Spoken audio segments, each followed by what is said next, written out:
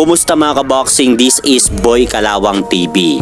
So update lang po tayo mga idol sa naganap na official and final weigh-in nila Dave Apolinario at ang makakalaban po nito para bukas na si Angel Ayala ng Mexico.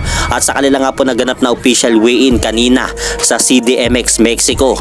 Tumimba nga po itong si Dave Apolinario sa timbangan ng 50.60 kg o 111.6 pounds.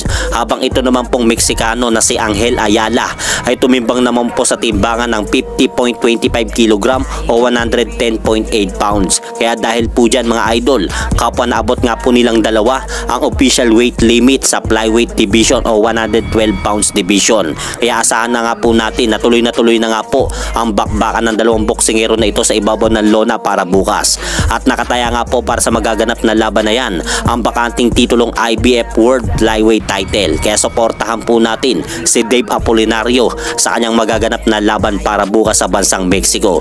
Dahil kung mapagwawagian nga po ni Dave Apolinario, magiging pangatlong Pilipinong kampiyon na boksingero po siya ng bansang Pilipinas. At sa kabilang balita naman po mga idol, matapos nga pong magdemand ng napakalaking halaga itong si Unified Super Middleweight World Champion Canelo Alvarez upang kagatin nga po nito ang inaalok na laban sa kanya ng kamahalang Turki Al-Sheikh na Crawford Benavides, ay mukhang nanawa na nga po ang kamahalang Turki Al-Sheikh sa panunuyo po nito para palagan ni Canelo Alvarez sina Crawford at Benavides.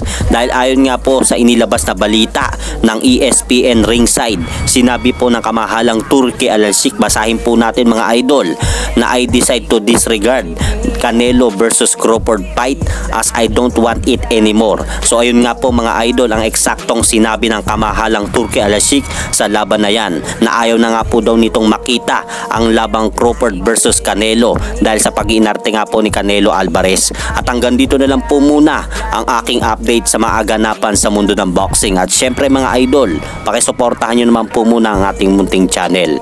Maraming salamat po.